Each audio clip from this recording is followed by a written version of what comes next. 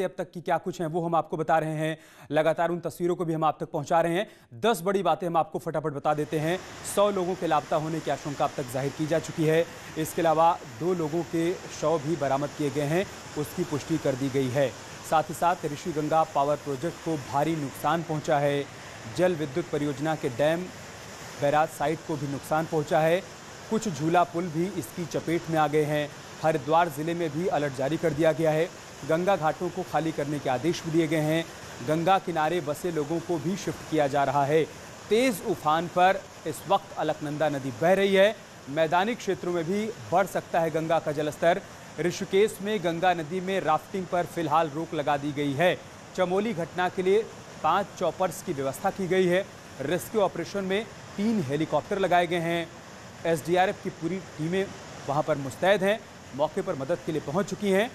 1070 helpline number जारी किया गया है। इसके अलावा एक और हेल्पलाइन नंबर जारी किया गया है 9557444486। ये वो नंबर है जो जारी किया गया है जिस पर किसी भी प्रकार से संपर्क किया जा सकता है। इसके बारे में जानकारी हासिल की जा सकती है। फर्जी वीडियो और अफवाहों पर ध्यान ना दें, ये अपील भी मुख्यमंत्री की तरफ से लगातार की जा रही है। सुनील नवप्रभात लगातार हमारे साथ लाइव जुड़े हुए हैं, जो कि पूरे हालात पर नजर बनाए हुए हैं, अपडेट भी हम तक पहुंचा रहे हैं। सुनील, आप क्या जानकारी, क्या अपडेट है इस वक्त की आपके पास? देखिए अमित, उत्तराखंड पुलिस ने एक ट्वीट शेयर किया है जिसमें बताया गया कि जो श्रीनगर है, जो अलकनंदा नदी के किनारे है, 4 बजे तक यहाँ पर पानी का लेवल पहुँच जाएगा। और ये भी आशंका जताई गई है कि ये लेवल जो डेंजर लेवल है उससे कहीं ऊपर हो सकता है, इसीलिए अलर्ट रहने को कहा गया है। इसके साथ साथ श्रीनगर में 8 बजे, माफ़ कीजिएगा, ऋषिकेश में ये बताया गया कि ऋषिकेश में शाम 8 बजे तक जो पानी का फ्लो है वो पहुंच सकता है। और इसी तरह से हरिद्वार में करीब 9 बजे के आसपास तक जो पानी का जल स्तर है वो बढ़ सकता है। तो लोगों को अलर्ट रहने को कहा गया है। राज्य के मुख्य सचिव का कहना है कि इसमें एसडीआरएफ, एनडीआरएफ और आईटीबीपी की फोर्सेज वहां पर राहत एवं बचाव कार्य में लगाई गई हैं। मुख्य सचिव का कहना है कि ये अनुमान है क्योंकि 3 जो पावर प्रोजेक्ट हैं उनको नुकसान पहुंचा है। तो इसमें पावर प्रोजेक्ट में जो लोग काम कर रहे थे, जो वहां पर रहते थे, करीब 100 से अधिक लोगों के इसमें बहने की आशंका जताई जा रही है मुख्य सचिव के द्वारा। अभी तक 2 डेड बॉडी वहां पर प्राप्त कर लिए गए हैं। इसके अलावा कुछ लोग घायल भी वहां पर मिले हैं। मुख्यमंत्री खुद चमोली में हैं, वो वहाँ का हालात का जायजा ले रहे हैं। इसके अलावा चीफ सेक्रेटरी ने भी राज्य में यहाँ पर समीक्षा की, आपात बैठक अधिकारियों की बुलाई और वो पल की घटना पर नज़र रखे हुए। जी, इन सब के बीच जो राहत की बात है वो उसके बारे में थोड़ी जानकारी दीजिए। कहा जा रहा है कि नंदप्रयाग के बाद जो वाटर लेवल है वो नॉर्मल हो गया है। ये फिलहाल एक राहत की बात समझी जाए कि कम से कम आगे उस तरीके का नुकसान देखने को नहीं मिलेगा। बिल्कुल अमित, क्योंकि शुरुआती दौर में जब 10 बजे के आसपास ये घटना हुई तो जो पानी का फ्लो था, जो नदी का वेग था, वो बहुत हाई वेग था।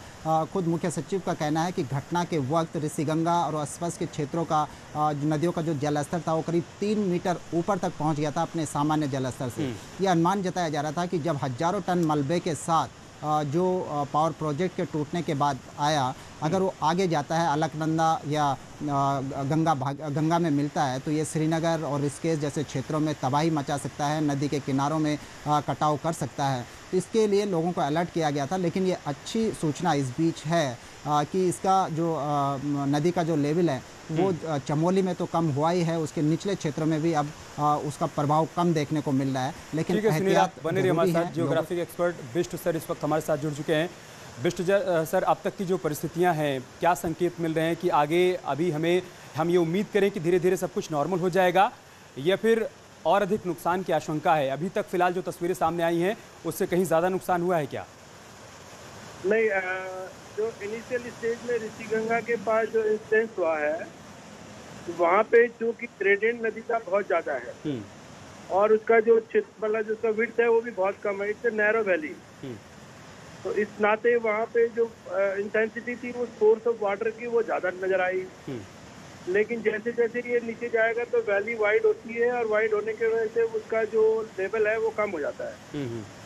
तो मैंने अभी गौचर में हमारे विद्यार्थी हैं वहाँ पे जो रेलवे लाइन पे काम कर रहे हैं, मिस्टर देवेंद्र सिंह रावत, तो उनसे संपर्क किया तो पता चला कि बहुत कम लेवल है, ऑलमोस्ट नेग्लिजिबल लॉस। तो उसका इम्पैक्ट नीचे जाके ना के बराबर मानिए। थोड़ा सा वहाँ की भौगोलिक परिस्थितियों के बारे में बताइए सर विस्तार से। दरअसल ये मैं आपको बता दूं कि नंदा देवी बायोस्फीयर रिजर्व का एक छोटा सा कैचमेंट है जिसको हम बोलते हैं ऋषिगंगा कैचमेंट। इस ऋषिगंगा कैचमेंट में कम से कम 14 ग्लेशियर हैं और ये 14 ग्लेशियर नंदा देवी जो पीक है उसके सराउंडिंग में जितने भी ग्लेशियर हैं उसमें त्रिशूल नाला है, सूर्य गंगा है, आपका उत्तरी ऋषिगंगा, दक्षिणी ऋषिगंगा, उत्तरी नंदा देवी, दक्षिणी नंदा देवी, रौथी इत्यादि बहुत सारे ग्लेशियर हैं, त्रिशूल नाला। ये सारे ग्लेशियर का जो मेल्ट है वो एक साथ ऋषिगंगा गॉर्ज में आके धौलीगंगा में मिलता है यहाँ रेनी के पास। अब क्योंकि इसमें हमारा रेगुलर मॉनिटरिंग चल रहा था, मैं डिकेडल मॉनिटरिंग के लिए भी यहाँ जाता रहता हूँ इस कैचमेंट के अंदर, तो यहाँ की जो है बड़ा सेंसिटिव है एक्चुअली। जो यहाँ की जो ग्लेशियर्स हैं वो काफी कुछ तो ड्राई डाउन हो चुकी है, लेकिन उनके जो मटेरियल है, उनका जो मलबा पुराना जमा किया हुआ है आगे, जिनको हम मोरेंज बोलते हैं, वो बहुत ज्यादा है, अत्यधिक मात्रा में। लेकिन जब भी इसमें इस तरह का कोई इंसिडेंट आएगा, कोई फोर्स डेवलप होगा, तो उस मटेरियल को नीचे आसानी से ले आएगा। तो जब वो, क्योंकि घाटी में जो ढाल है वो बहुत तीव्र है, तो अगर हल्का सा भी पानी बढ़ेगा तो मलबे को लेकर नीचे आता है बड़ी तीव्रता से। सर इसी को और थोड़ा आसान करके बताइए कि अभी जिस तरह की तस्वीरें हम देख पा रहे हैं, इनके नॉर्मल हो जाने में कितना वक्त लगेगा, या फिर हम यूं कहें कि आगे नुकसान ज़्यादा ना हो, इसको कंट्रोल कर लिए जाने में कितना वक्त लगेगा? मुझे लगता है कि इसमें बहुत ज़्यादा समय नहीं लगेगा। ये तो क्योंकि पानी का जो इम्पैक्ट है वो इनिशियली 10 और 20 मिनट के लिए होता है, जो स्टार्टिंग रहता है वो पानी जो फोर्स है वो इनिशियली 20 मिनट का कहाँ तक रीच आउट कर सकता है। तो अभी नंदप्रयाग तक तो इसका कोई इम्पैक्ट नजर आया नहीं कर्णप्रयाग के नीचे, तो इसका मतलब ये ऑलमोस्ट डिमिनिश हो गया है। तो सर आगे कुंभ का आयोजन भी होने जा रहा है सर, तो क्या ये हमारे लिए एक अलार्मिंग सिचुएशन भी है क्या? ऐसा है कि इसके लिए अलर्ट रहने की आवश्यकता है और पास्ट में जो इंसिडेंसेस हुए उनसे सबक लेते हुए हमारे नदी के किनारे जो भी कंस्ट्रक्शन है उस पर ध्यान देने की आवश्यकता है। ये मेरा पीछे की परिस्थितियों के बारे में थोड़ा सा बताइए कि जोशीमठ से जहां से ये एवलांच चला है, अभी वहां पर सब कुछ नॉर्मल है? ये नॉर्मल जो फ्लड आया था मलबा, उसने तो पूरा फ्लडेड कर दिया, जैसे कि आप चित्रों से भी देख रहे हैं। और अभी मेरी वहाँ पे बात ये लक्ष्मण से कि पानी तो निकल चुका है, मलबा पूरा फैल गया है और जो रिजर्वायर जिसको इन्होंने डैम डाइवर्सन के लिए बनाया था, ठीक है, वो पूरा फ्लडेड हो चुका है। ठीक है सर, आप बने रहे हमारे साथ। हमारे सहयोगी सुनील और प्रभात भी हमारे साथ बने हुए हैं। सुनील, क्या अपडेट है जोशीमठ से? क्या वहाँ पर अभी अब सब कुछ नॉर्मल हो चुका है या फिर वहाँ पर नुकसान के बारे में कोई और जानकारी मिल पाई हो?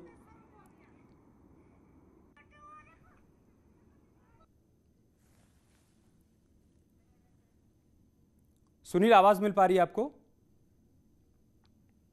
जी सुनील, जोशीमठ से क्या अपडेट है? क्या वहां पर अब सब कुछ नॉर्मल हो गया? क्योंकि जैसा बिष्टु सर बता रहे हैं, क्योंकि पानी का वेग वहां से आगे बढ़ चुका है, तो वहां पर अब क्या नुकसान का आकलन हो चुका है और वहां पर परिस्थितियां अब नॉर्मल है, अंडर कंट्रोल है?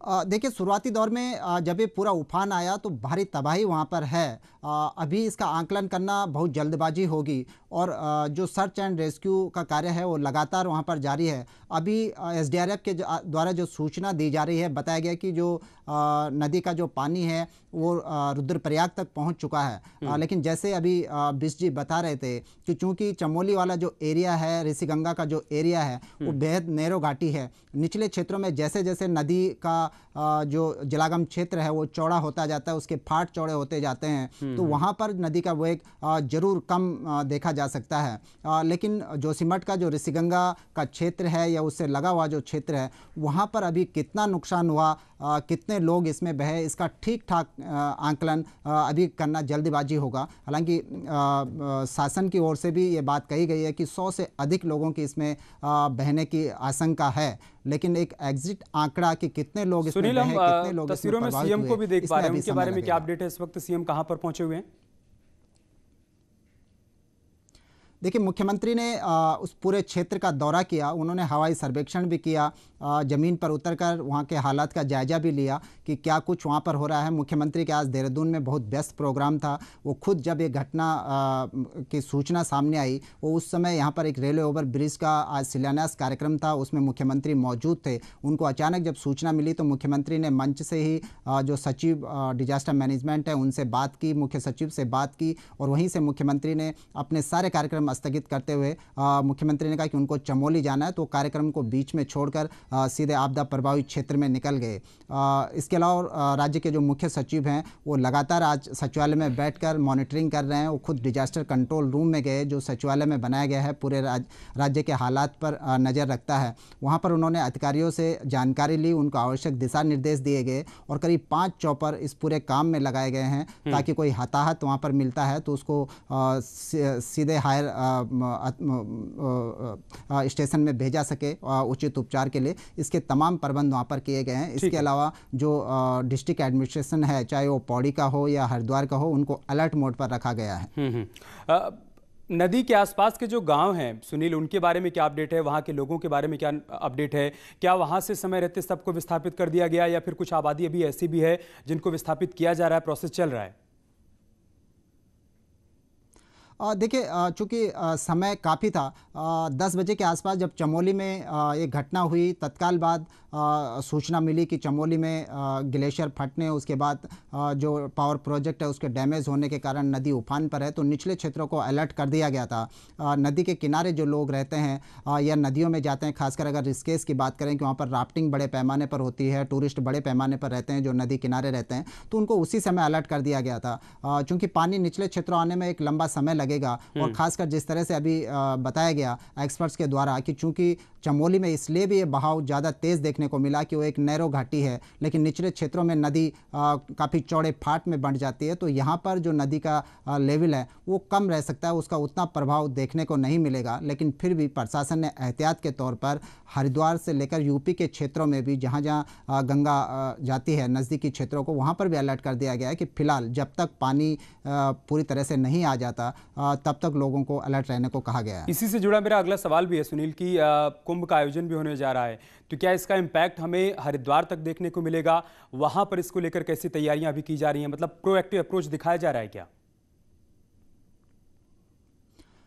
बिल्कुल अमित, क्योंकि जब ये घटना की सूचना मिली थी, मुख्यमंत्री ने तत्काल मुख्य सचिव से इसकी जानकारी ली और उनको आवश्यक दिशा निर्देश दिए कि तमाम जो नदी क्षेत्रों से लगे हुए जो क्षेत्र हैं, जो जिले हैं, उनको अलर्ट किया जाए। और इसी के मद्देनज़र हमने देखा कि चंद मिनटों के अंदर ही हरिद्वार और ऋषिकेश और पौड़ी में, श्रीनगर वाले क्षेत्र में हाई अलर्ट घोषित कर दिया गया। इसी तरह हरिद्वार में भी हर की पौड़ी के क्षेत्र में लोगों को एहतियात बरतने के निर्देश दिए गए हैं। जिस तरह से बताया गया कि करीब 8 बजे तक अगर पानी का लेवल बढ़ा तो 8 बजे के आसपास ये ऋषिकेश में पहुंच सकता है और अगले 1 घंटे में हरिद्वार में गंगा का जलस्तर बढ़ सकता है। लेकिन जिस तरह से जो सूचनाएं अभी आ रही हैं, एसडीआरएफ ने अभी जो इन्फॉर्मेशन दी है, ताज़ी इन्फॉर्मेशन की पानी देवप्रयाग रुद्रप्रयाग तक पहुंच गया है, लेकिन उसका वो लेवल जो शुरुआती दौर में देखा जा रहा था, जो फोर्स शुरुआती दौर में देखा जा रहा था, वो कम हुआ है। तो ये भी संभावना है कि जब ये पानी ऋषिकेश तक पहुँचे, हरिद्वार तक पहुँचे, तो उसका जो इम्पैक्ट है वो बेहद कम हो, या हम ये कह सकते हैं कि ना के बराबर देखने को भी मिले। ये रात भर संकेत हैं। सुनील, आपने 2013 की आपदा को भी बहुत नजदीक से देखा है और पहाड़ में किस तरीके की परिस्थितियां, जटिल परिस्थितियां ऐसी स्थिति में खड़ी हो जाती हैं, उसको भी आप बहुत अच्छी तरीके से समझते हैं।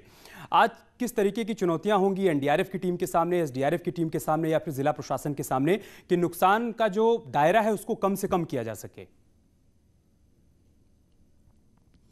देखिए अमित, सबसे बड़ी बात ये होती है कि जिस तरह से मुख्यमंत्री ने कहा कि एक तो वायरल चीज़ों को पैनिक न किया जाए, पैनिक होकर न देखा जाए। लोगों से अपील की गई कि वो फेक वीडियो न प्रसारित करें, फेक जानकारी न प्रसारित करें। केवल जो ऑथेंटिक जो सूत्र हैं, ऑथेंटिक जो अथॉरिटी है, वो जब तक न कहे तब तक चीज़ों को मान न लिया जाए, क्योंकि अधिकतर ये देखा जाता है कि आपदा के दौरान इस तरह की चीज़ें ज़्यादा उठती हैं कि वायरल वीडियो हो जाते हैं, लोगों में पैनिक फैल जाता है। एक तो ये चीज़ रही। दूसरी बात, जिस तरह से हमने देखा कि सुबह 10 बजे जब घटना घटना हुई उसके तत्काल बाद केंद्रीय गृह मंत्री का ट्वीट आ गया, प्रधानमंत्री का ट्वीट आ गया। तो एक बेहतर कोऑर्डिनेशन इस दौरान देखने को मिला और हाथों हाथ हम ये कहेंगे कि एसडीआरएफ चमोली जो डिस्ट्रिक्ट हेडक्वार्टर है उससे 110 किलोमीटर इंटीरियर क्षेत्र में स्पॉट है और पहाड़ों में अगर आपको 110 किलोमीटर का सफर तय करना है तो आपको 4 से 5 घंटे मिनिमम तौर पर लगेंगे ही लगेंगे। लेकिन हमने देखा कि आप जिस बात का जिक्र कर रहे हैं सुनील, वो तस्वीरें भी आ रही है, एक बार हम उसको एक्सप्लेन कर देते हैं।